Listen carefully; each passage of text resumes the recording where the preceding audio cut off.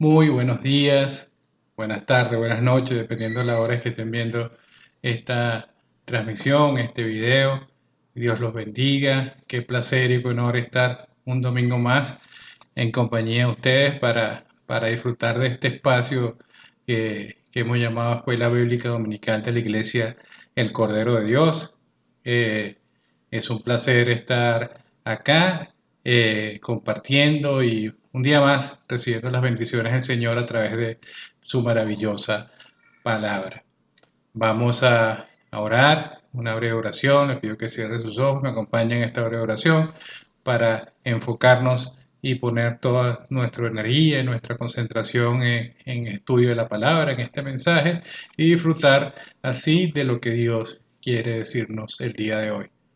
Gracias, bendito Padre, te alabamos, Señor, te honramos, Señor, porque tú eres el más grande, Padre Santo, eres el creador de todo, el dueño de todo, Señor. A ti, Señor, te debemos todo y todo lo hacemos para la alabanza y la gloria de tu nombre, Señor. Toma este espacio, este tiempo, Señor, en nuestras vidas, nuestras mentes, nuestros corazones, ponlos dispuestos, Señor, a recibir tu maravillosa palabra, Señor. Que todo venga, Señor, de tus labios, que todo venga directamente de ti, Señor, y que seas tú el protagonista en todo momento de este espacio, de este tiempo y de todo lo que vamos a compartir en el día de hoy. Te bendecimos, Señor, y te agradecemos de antemano por lo que ya estás haciendo en el poderoso nombre de tu Hijo Jesús. Amén y amén. Bueno, mis queridos hermanos y amigos, hoy vamos a estar dándole continuidad a una serie que iniciamos la semana pasada. La serie se llama La Resurrección, pero es la vista de la resurrección, la enseñanza, doctrina de la resurrección desde la visión apostólica de Pablo. Esta enseñanza está fundamentada en la carta de Pablo a los Corintios, la primera carta de Pablo a los Corintios, en el capítulo 15 específicamente.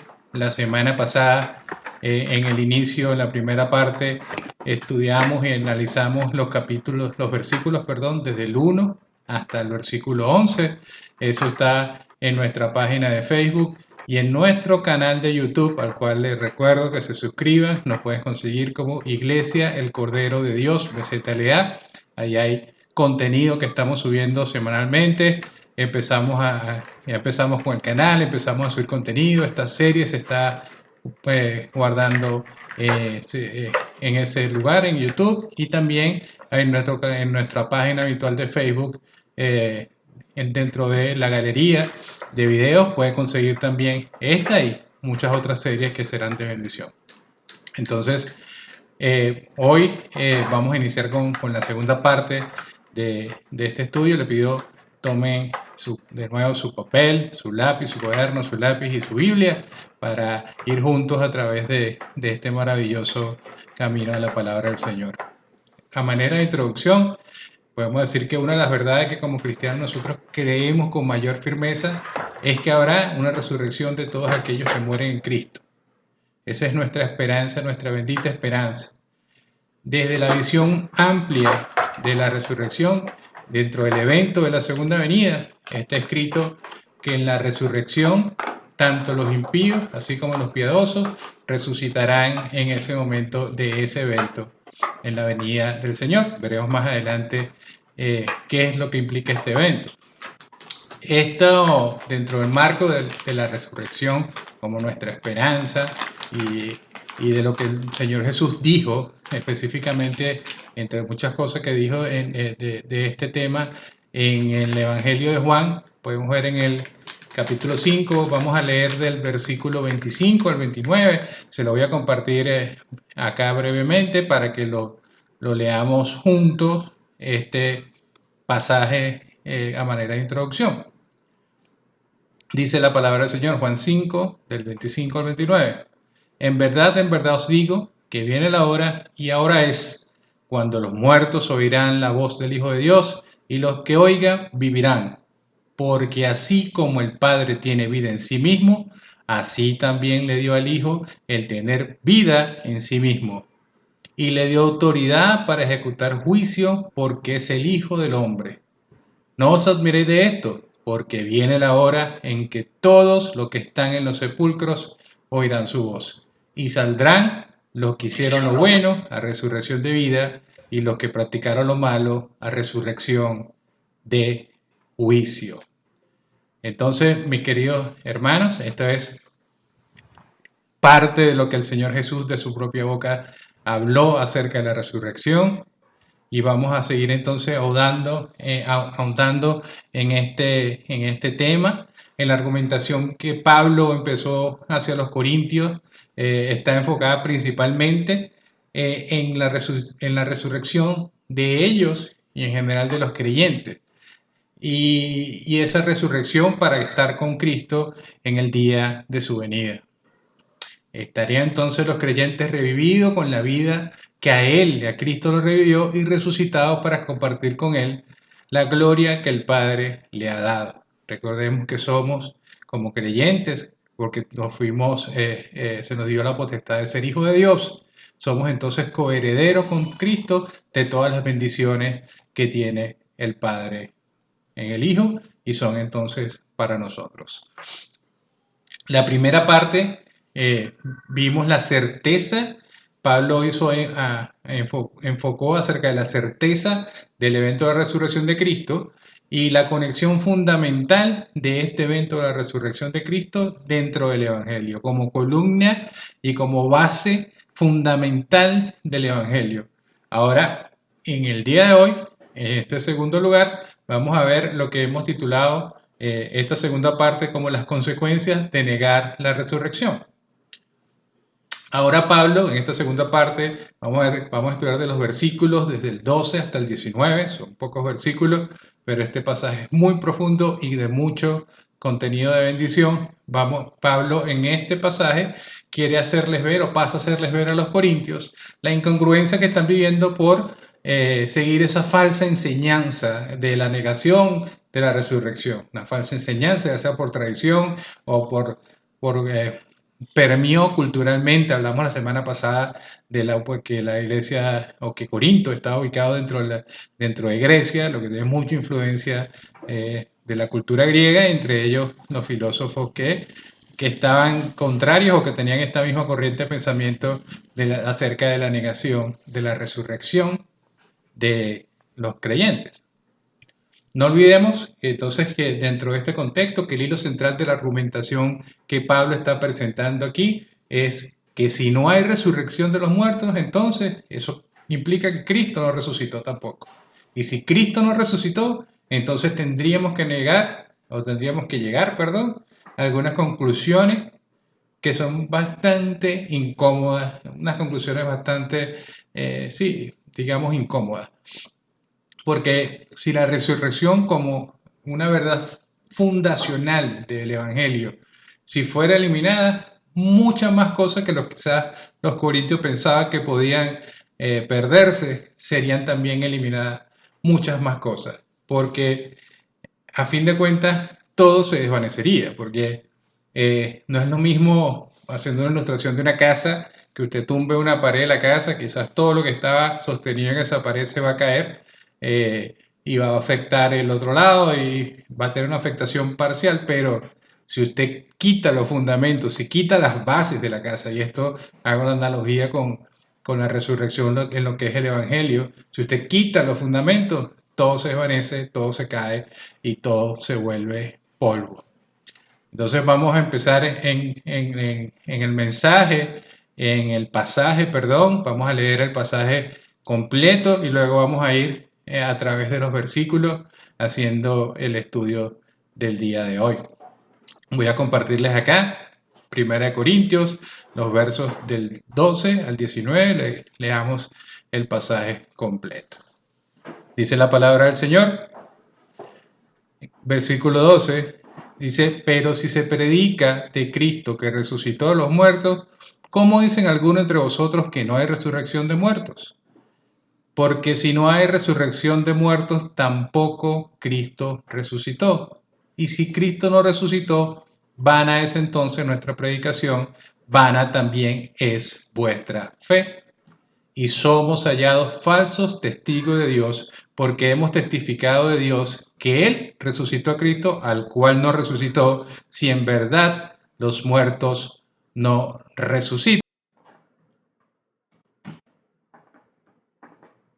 16 dice, porque si los muertos no resucitan, tampoco Cristo resucitó. Y si Cristo no resucitó, vuestra fe es vana, aún estáis en vuestros pecados.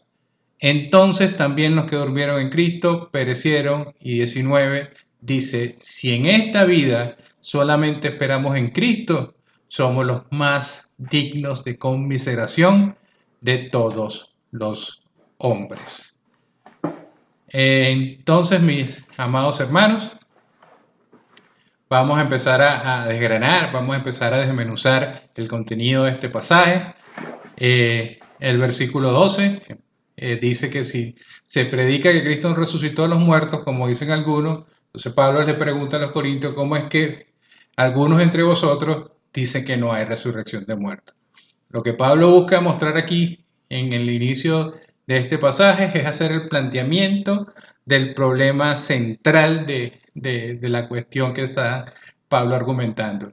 Pues ciertamente, como dice Pablo, hay un conflicto, porque Pablo dice, bueno, ¿cómo es posible que haya una contradicción? Porque hemos proclamado a un Mesías que resucitó y por otro lado escuchamos que algunos dicen que no hay resurrección de muertos.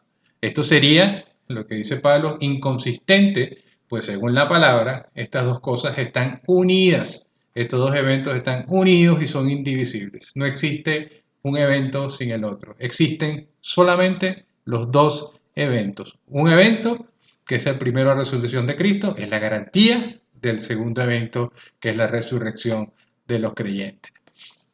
Entonces, a partir de este planteamiento, Pablo continúa la argumentación que ya había empezado presentando los testigos en aquella primera parte, testigos no solamente visuales, sino de tacto, que tocaron y vieron al Señor resucitado. Y este planteamiento, esta argumentación, esta segunda parte, empieza con una serie de declaraciones que están, que tienen el prefijo, que están antepuestas con la palabra sí, pero sí como un condicional, como una hipótesis, ¿no? Entonces le está diciendo a los corintios, si Cristo no resucitó, entonces ese es el planteamiento que Pablo empieza a desplegar basándose en la falsa enseñanza que está permeando dentro de los corintios. Y dice luego el versículo 13 que si no hay resurrección de los muertos, entonces tampoco Cristo resucitó. Aquí yo quisiera hacerle notar, aunque más adelante lo vamos a ver, pero en la traducción original y en muchas traducciones como King James en inglés, que son traducciones bastante fieles de los manuscritos originales, lo que Reina Valera traduce aquí como resucitó, Cristo resucitó, lo que traduce Reina Valera, en otras traducciones del original, Pablo define esto como que Cristo ha sido resucitado. Entonces, Pablo hace un cambio ahí como en la sintaxis de decir que no, Cristo no resucitó, sino que está atribuyendo el hecho de la resurrección a el Padre en este caso. Ahora, es vital que entendamos y que estemos de acuerdo y no estamos omitiendo que ciertamente, como el mismo Cristo lo dijo, Él tenía el poder de entregar su vida cuando quisiera, Él podía dar su vida y también podía tomarla de regreso.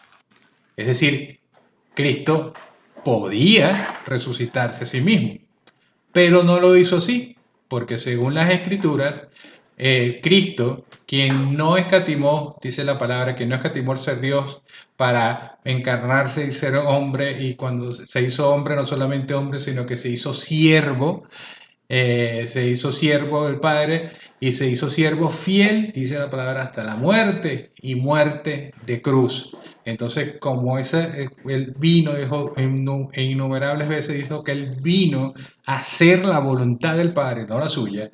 En la voluntad del Padre, él la cumplió hasta el final, dice que hasta la muerte y la muerte de cruz. Entonces, Cristo entregó su vida en la cruz y el Padre lo trajo de regreso a la vida, lo trajo de allá, dando a entender que el sacrificio que hizo Cristo, que es el sacrificio como pago o para el perdón de los pecados del mundo, el Padre lo acepta, simbólicamente cuando el Padre lo acepta, lo trae de regreso diciendo que es válido ese sacrificio que Cristo hizo en la cruz. Pero siempre, como en los Corintios, diría alguien que, bueno, está bien, puede ser que Cristo resucitó, pero no necesariamente su pueblo lo hará. Y esto no es así, nos dice Pablo, pues de acuerdo con nuestra fe y nuestra firme creencia en Cristo, nosotros somos como creyentes en Cristo y Él es uno con su pueblo. Nosotros somos uno con Cristo y Él es uno con su pueblo, con los creyentes.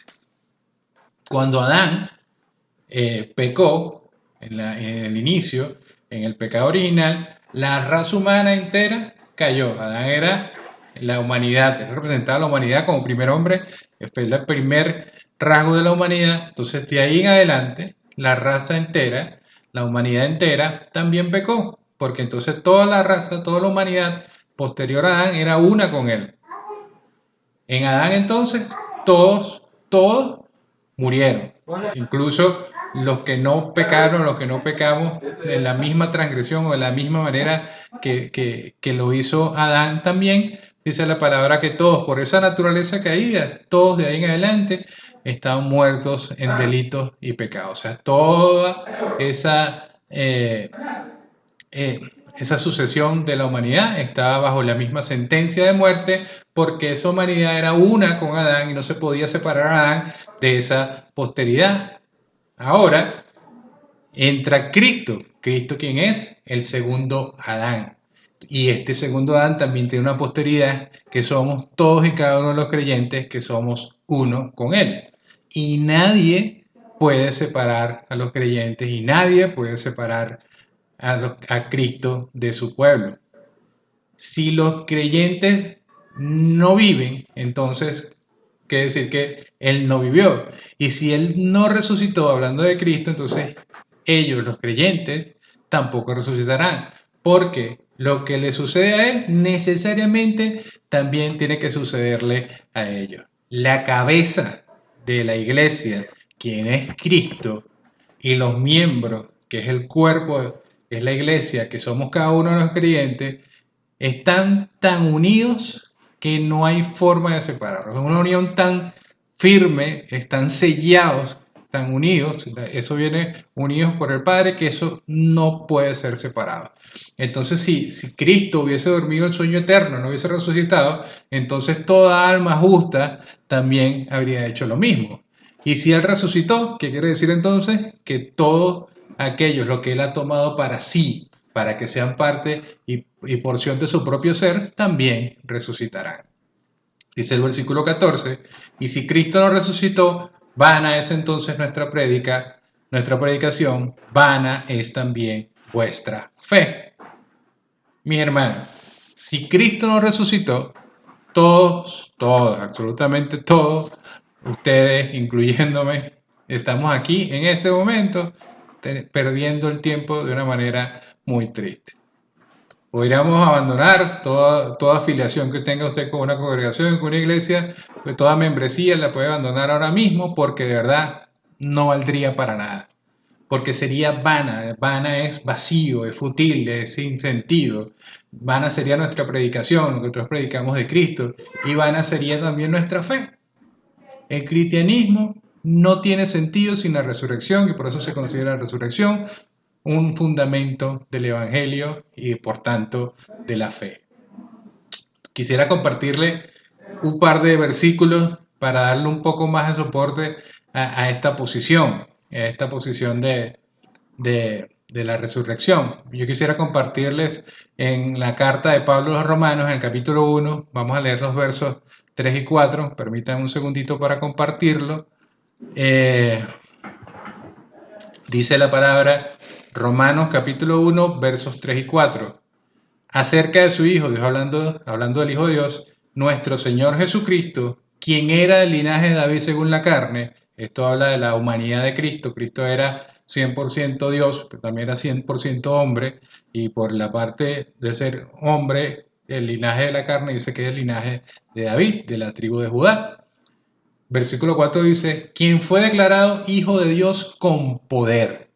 según el Espíritu de Santidad, y aquí lo resalté en otro color, dice al final del versículo, por la resurrección de entre los muertos. Entonces, mis queridos hermanos, la pregunta es entonces, según esto que leímos, ¿por medio de qué hecho Dios nos está diciendo que declaró que Jesús es su Hijo, con poder, es el Mesías, es el Salvador? Lo dice ahí, por medio del acto de la resurrección de entre los muertos, el Señor dice, Dios dice, declaro que Él es mi Hijo con poder.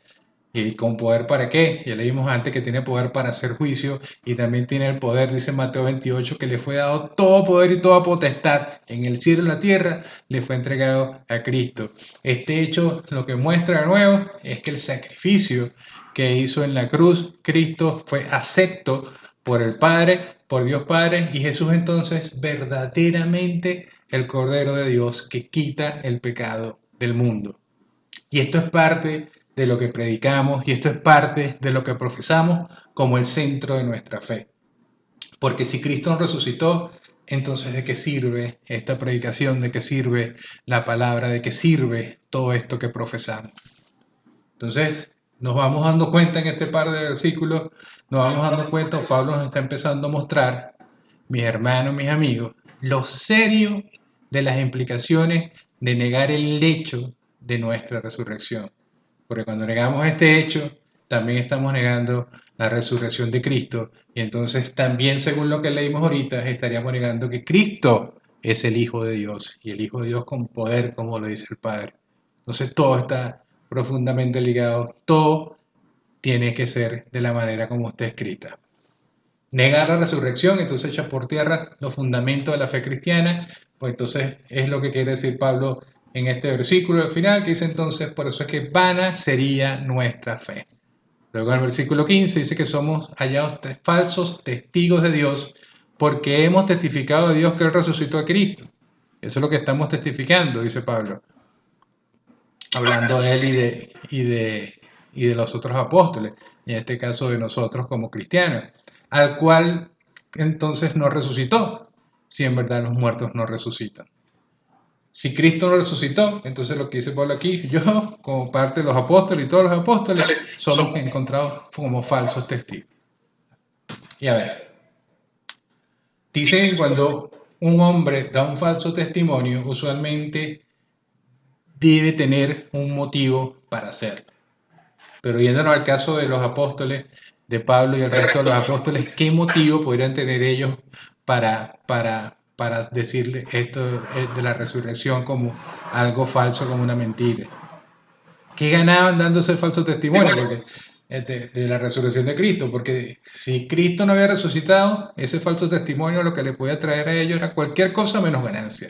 Todo era absolutamente pérdida. Cuando los apóstoles en Jerusalén empezaron a declarar que Jesús había resucitado entre los muertos, enseguida comenzaron las persecuciones, fueron a encarcelarlos, a apedrearlos, a matarlos, y aún así los que sobrevivieron a toda esta persecución seguían dando exactamente el mismo testimonio. Estaban plenamente convencidos. Tanto sí que viajaron a ciudades distantes, a países lejanos, para contar la historia de Jesús el Cristo y de su resurrección entre los muertos. Podríamos decir que entonces, como consecuencia de esta perseverancia en ese testimonio, los apóstoles fueron, entre otras cosas, como el ejemplo de Pablo y Esteban y muchos otros, fueron apedreados, encerrados, puestos a prueba y muchos, inclusive hasta muertos a filo de espada.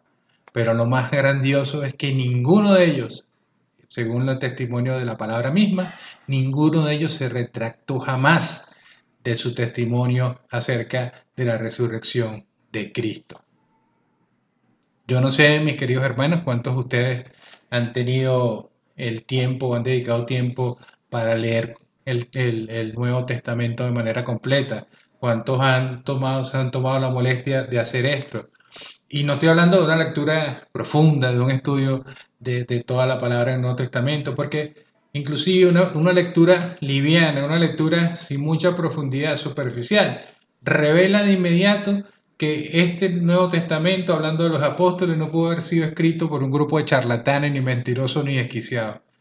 Eso no puede ser. La Biblia se nota y se comprueba ella misma como inerrante, como que todo lo que está ahí es verdad, la palabra es verdad, todas las profecías tuvieron su cumplimiento y las que no lo han cumplido la van a tener, porque la Biblia y Dios mismo lo dice, pruébeme si lo que no estoy diciendo es lo correcto, pruébenme si no es verdad. No hay ningún otro libro como la Biblia que sea la verdad. Por eso cuando nosotros decimos que nos basamos en la verdad, no es lo que se nos ocurre que los demás están una mentira porque sí, es porque la Biblia se comprueba y por eso es que la Biblia históricamente ha sido tan atacada, porque es el único libro realmente que tiene la verdad, que es la palabra del Señor. Pero la conclusión inevitable que tendríamos que llegar si Cristo no hubiese resucitado es que estos señores, si es verdad, tenían que ser unos charlatanes, unos desquiciados para escribir lo que habían escrito a lo largo del Nuevo Testamento. Porque este es un tema que permea todas las enseñanzas del Nuevo Testamento. Y lo que quiero decirle entonces, mis hermanos, es que si Cristo resucitó y los apóstoles mintieron acerca de este hecho, no tendríamos ninguna razón para apreciar entonces ni sus escritos, ni tendríamos ninguna razón para seguir ninguno de los consejos, ni tomar como verdad nada de lo que estuviese escrito en la palabra. Luego en el versículo 16 y 17 nos dice, porque si los muertos no resucitan, tampoco Cristo resucitó, y si Cristo resucitó, vana es vuestra fe, es vana, aún estáis, esta es la otra consecuencia, dice que aún estáis en vuestros pecados. Dice la palabra, cuando tuvimos la serie anterior que nuestro amado pastor nos dio acerca de la muerte y resurrección de Cristo, de la visión de los evangelios, dice que cuando Cristo fue llevado a la cruz, simbólicamente en la cruz donde Él fue puesto, sobre Él fue puesto el peso del pecado de todos nosotros, como dice 1 de Pedro 2:24.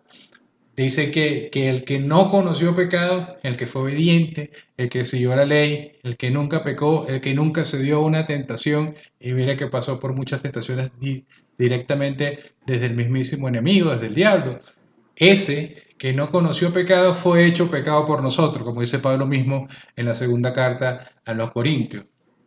Entonces, esta condición de Cristo en la cruz implica que cuando Él resucita, Él vence entonces el pecado, Él vence a la muerte también, entre otras cosas, por lo que si esto no ocurrió, nosotros también, dice Pablo aquí, aún estaríais muertos en delitos y pecados. Por lo que les comenté anteriormente, fuéramos entonces la posteridad de Adán todavía, hubiéramos muerto en delitos y pecados a través de la naturaleza del pecado original de Adán.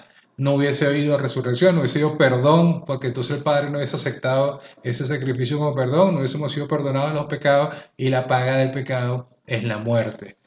Y nada más el pasearse o el considerar, como lo pone Pablo aquí, esta posibilidad para nosotros los creyentes, para nosotros los cristianos, da una sensación bastante como terrible pensar que todo esto es mentira y nosotros siguiéramos aún vendados con las escamas en nuestros ojos y ciegos y esclavos del pecado.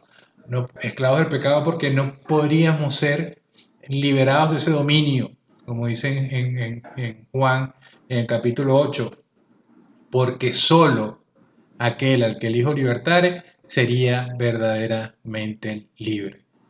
¿Libre de qué? Libre del pecado. Nosotros somos, como dije, naturaleza del pecado, porque en ese mismo capítulo 8 del Evangelio de Juan, Cristo es muy contundente y le dice a los fariseos, no hay de otra, señores, o son hijos de Dios o son hijos del diablo. No hay intermedio, no hay hijos ni sobrinos, o son o no son, no hay grises, no hay corazones tibios, nos está diciendo el Señor. Entonces, si no fuésemos libertados por Cristo, si su sacrificio no hubiese sido aceptado por el Padre, no hubiese sido el sacrificio único y perfecto, seguiríamos entonces bajo el dominio del pecado. Pero ojo, esto no quiere decir que nosotros aceptando y siendo ahora hijos de Dios dejamos de pecar.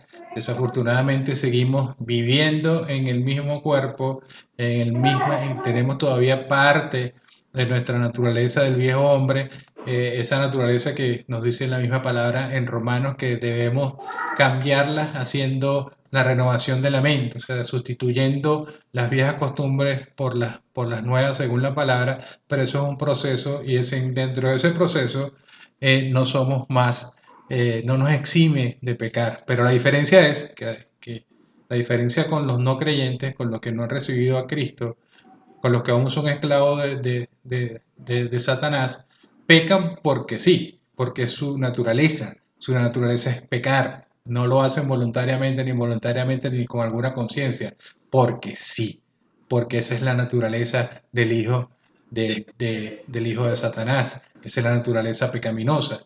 En cambio, nosotros, los hijos de Dios, los creyentes, no estamos eximidos de pecar, pero sí estamos llamados que cuando pequemos nos llamemos al arrepentimiento, confesemos nuestro pecado y nuestro Padre que es maravilloso, no hay pecado que no perdone. Nos arrepentimiento con arrepentimiento genuino, eso sí, no es un arrepentimiento cualquiera, decir, bueno, si quieres me arrepiento pero de como dicen popularmente los dientes para afuera, tiene que ser un arrepentimiento de corazón, porque Dios, a fin de cuentas, Dios ve los corazones de nosotros. Luego en el versículo 18 dice, entonces también los que durmieron en Cristo perecieron, dice el apóstol Pablo. Como si fuese posible en esta serie de consecuencias de la negación de la resurrección, una más terrible que otra, dice que entonces todos aquellos que murieron con su pecado, con su esperanza y su confianza puesta en Cristo, serían aniquilados eternamente. No habría ningún pecador arrepentido ni ningún santo que haya ido su alma al cielo, porque no habría esperanza, la misma esperanza que, por ejemplo, en aquellos del Antiguo Testamento como Job, que decía, en medio de todas esas vicisitudes, Job se paró y dijo, yo sé que mi Redentor vive, o poniéndolo algo más cercano a cualquiera de nosotros, la esperanza de cualquier familiar, amigo, hermano que hemos visto partir con el Señor y lo hemos visto partir con la certeza en su corazón de que el momento que dejara este mundo, al instante siguiente iba a estar presente con el Señor.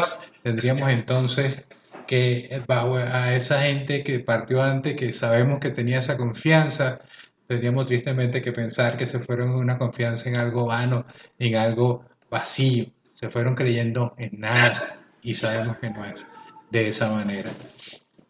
Porque como mencionamos antes, lo que le sucede a la cabeza que es Cristo, necesariamente le sucede al resto del cuerpo que somos nosotros.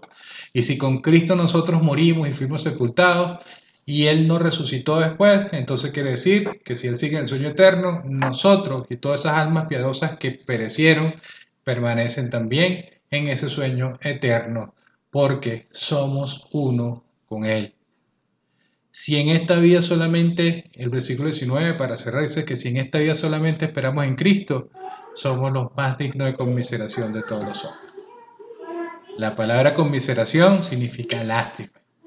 Pero Pablo nos está diciendo que los cristianos, por ser creyentes en Cristo y creer en algo quizás equivocado, son los más dignos de lástima de todo el mundo, solamente por eso no. Lo que está diciendo es que si esos cristianos, nosotros los creyentes, que si estuviéramos equivocados en nuestra esperanza, por lo cual muchos hemos hecho grandes sacrificios, hemos renunciado a muchas cosas en este camino angosto de la santidad, pero es el único camino hacia el Señor, sin mucho de ese esfuerzo, sin mucho del martirio como los apóstoles, que inclusive dieron hasta su vida por esa creencia, que todo eso que implica ese sacrificio o lo que motivó esos sacrificios, si fuese un engaño, entonces verdaderamente deberíamos ser dignos de lástima si fuésemos creyentes de algo vano.